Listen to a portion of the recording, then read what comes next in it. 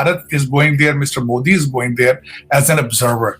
अब वो एक तो ऑब्जर्वर जा रहे हैं, वहां पे क्वाड की मीटिंग्स होगी, उनसे मिलेंगे, ज़ेलेंस्की मोदी जी से मिलेंगे, इसके कई साइडलाइन पे मिल रहे हैं। और मैं आपको विश्वास दिलाता हूं कि इसके समाधान के लिए भारत और निजी रूप से मैं स्वयं, हमसे जो कुछ भी हो सकता है हम अवश्य करेंगे। आजकल यूक्रेनियन प्रेसिडेंट जो है वो स्पीडों पर हैं। He was in Jeddah and after Jeddah he is going there. G7 का आज आप सही मायनों में देखें कोई मतलब नहीं है अगर उसमें इंडिया ना हो। इंडिया 20% ऑफ पॉपुलेशन है, वर्ल्ड की 5th बिगेस्ट इकोनॉमी, आप उसके बिना कौन सा G7 करेंगे? आप इंडिया के साथ जैसे कनाडा को क्या कंपेयर करेंगे? कश्मीर के अंदर G20 में हो रहा है तो चाइना ने उसके ऊपर कहा है कि हम वहाँ पे नहीं जाएंगे, वो डिस्प्यूटेड टेरिटरी है। चाइना वहाँ पे हमारे लिए नहीं जा रहे, बेसिकली वो अपना वो इंडिया पे प्रेशर डाल रहे हैं। इमरान खान मुल्क छोड़ जाएंगे या जेल जाएंगे? इसके अलावा इमरान खान ने जिन्ना हाउस पर हमले की मजम्मत भी कर दी और कहा है कि जिन्ना हाउस पर हमले से मुल्क की बदनामी हुई। अगर आप लोगों को भी, पाकिस्तानी को भी लगता है कि 2 मिनट के लिए पाकिस्तान ने कश्मीर के लिए कुछ किया है, कभी कुछ नहीं किया। इनफैक्ट पाकिस्तान की वजह से हम हमेशा पीछे रह गए, ओनली बिकॉज ऑफ पाकिस्तान। अगर हम थोड़ा सा भी आगे तरक्की के रास्ते में जाने की कोशिश करते हैं, या तो दंगे फसाद करके, या तो एजुटेशन कर आके, या तो ड्रग्स का सीन करा, अमेरिका की ख्वाहिशात के सामने अब खड़ा हो गया। एक देश जिसने बार बार एंटी हिंदू सेंटिमेंट को विप अप करने की कोशिश की है, अगर वो आपके मुल्क के कोर में नहीं होती ना, तो आज पाकिस्तान की ये हालत भी नहीं होती। पाकिस्तानियों को बेसिकली कुछ नहीं करना, ये बंदर हैं, इनको नकल मारनी है। जैसे बंदर अपना सर खो जाओ तो बंदर भी सर खो जाओ, इनको नकल मारनी है भारत की। और हर जगह भारत को भी तो दिया था, हमें भी दो। भारत को दिया था क्योंकि भारत ने लिया है, भारत की औकात है। तुम अपनी औकात बना लो, तुम्हें मिल जाएगा। जो इस वक्त हमारी अंदरूनी सूरत हाल है, भारत उसका पूरा फ़ायदा। नमस्कार दोस्तों, जय हिंद। अपना हिंदी न्यूज़ चैनल में आपका स्वागत है। आज हम आपको बताने वाले हैं भारत के प्रधानमंत्री नरेंद्र मोदी जी अभी जापान, ऑस्ट्रेलिया और फिजी जैसे देश के लिए 6 दिन के दौरे में गए हैं, जहां पे जापान में हिरोशिमा नागासाकी पहली बार 1947 के बाद अभी पहली बार भारत के प्रधानमंत्री जापान के हिरोशिमा नागासाकी में होने वाला G7 समिट में शामिल होने के लिए गए हैं। भारत हमेशा G7 समिट में विजिटर के जैसा शामिल होता था। इस बार भारत को G7 समिट का होस्ट बनाने के लिए मांग उठ रहा है और यहाँ पे दुनिया का 7 बड़े देश शामिल हैं और दूसरी तरफ ये 7 बड़े देश भारत में बहुत ज़्यादा इन्वेस्ट भी करते हैं। और भारत का UPI पेमेंट दे के मिनिस्टर भारत से UPI पेमेंट लेने की सिस्टम लेने की बात कर रहा है। और इसके ऊपर आप सबका क्या राय है कमेंट सेक्शन में ज़रूर बताएं और इस वीडियो को ज़रूर वॉच करो। चलो चलते हैं वीडियो पे। मैंने देखा कि आप Y20 की मीटिंग के अंदर थी, ऐसा समिट जिसके अंदर टर्की तक आया हुआ था, चाइना मस्कर आ गया और जो अरेंजमेंट्स हमें नजर आ रहे थे ऑन स्क्रीन, जो हम देख पा रहे थे, दैट वाज अमेजिंग। उसको लेकर पाकिस्तान की तो आंखें खुली रह गई हैं। बल्कि ना सिर्फ पाकिस्तान, पूरी दुनिया सोच रही थी अगर Y20 में ये हाल है तो G20 में क्या होगा, क्या कहेंगे? जैसे कि कश्मीर में Y20 होना, G20 होना अपने आप में ही बहुत बड़ी बात है। यहाँ की यूथ के लिए इट्स मतलब सबसे बड़ा दरवाज़ा है ये, to open it for their betterment, for their employment, for broadening their vision, उनके लिए और एम्प्लॉयमेंट के वसीले खड़ा करना। तो मैं ये समझती हूँ कि इंडिया की प्रेसिडेंसी में कश्मीर में Y20 होना और उसमें मतलब पॉलिटिकल सारे जितने भी टॉपिक्स है वो सारे डिस्कस हुए। एंड जैसे कि as I was representing India there and I belong to Kashmir, so a Kashmiri youth was representing India, it's a big deal, and I got to interact with national panelists, international delegates, and all the delegates across the country, across the world, and of course I was feeling good here. I am getting to exchange my vision, my ideas, my views. तो मुझे लगता है उससे बड़ी बात और क्या ही हो सकती है for youth of Kashmir, and this is the very beginning.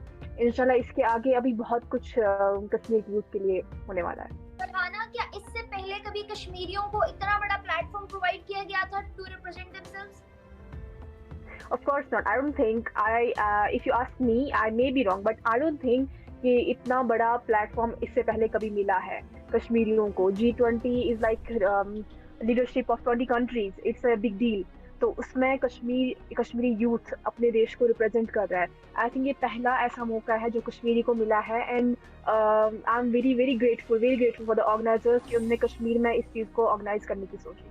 Pakistan को लेके बहुत ज्यादा सिक्योरिटी खदशात हैं G20 में इंडिया को, जिसकी वजह से कश्मीर में होने वाले श्रीनगर के अंदर बहुत ज्यादा सिक्योरिटी टाइट भी कर दी गई और सिक्योरिटी के हवाले से बहुत ज्यादा इंतजाम भी किए जा रहे हैं। जितने पहले हो रहे थे उससे भी ज्यादा हो रहे हैं, क्योंकि उनको लगता है कि कभी भी कुछ भी हो सकता है, because according to them Pakistan is so much jealous from them. क्योंकि पाकिस्तान शायद नहीं चाहता कि G20 कश्मीर के अंदर हो या इवन G20 हो भी, क्योंकि इससे बहुत ज्यादा बेनिफिट्स हो सकते हैं। तो कैन यू प्लीज एक्सप्लेन कि क्या सिक्योरिटी इश्यूज हैं और कौन से ऐसे इकदाम हैं जो इन फ्यूचर G20 से पॉजिटिव चेंजेस हैं जो G20 से आ सकते हैं इंडिया के अंदर?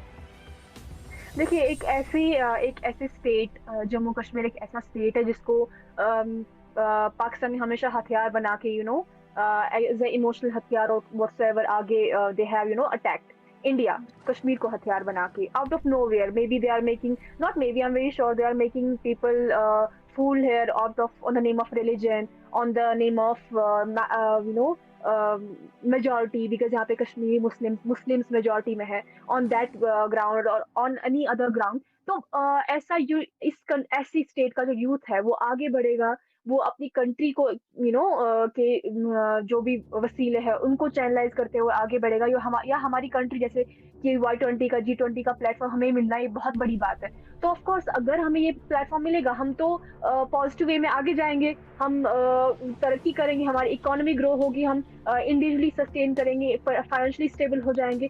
तो ये तो इनडायरेक्टली किसकी हार है? उस देश की जो कि ऑफ कोर्स कभी चाहता ही नहीं कि कश्मीरी यूथ जो है वो खुद अपने पैरों पे खड़ा हो जाए, हमेशा वो फसाद, दंगे, ड्रग्स वगैरह में मुलव्वस रहे। तो आई एम वेरी श्योर ऐसी जो भी कंट्री होगी जो ये सब चाहता होगा, why would they be happy कि कश्मीर के यूथ के सामने इतना बड़ा प्लेटफॉर्म लेके आ रहा है इंडिया।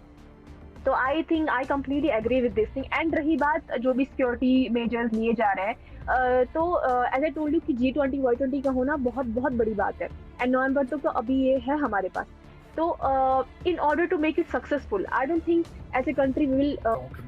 मेरे दिल खून के आंसू होता है जब मैं पाकिस्तान की बात करता हूँ। लोग मैन्युफैक्चरिंग, माइक्रोचिप्स, टेस्ला की बातें कर रहे हैं। टेस्ला, हम कहाँ जा रहे हैं? अब जिहाद। हमारा the most popular person who claim he is most popular, वो कहता है ये सियासत नहीं, जिहाद है। आए जिहाद करें, अमल बिल मारूफ बनाए, आए।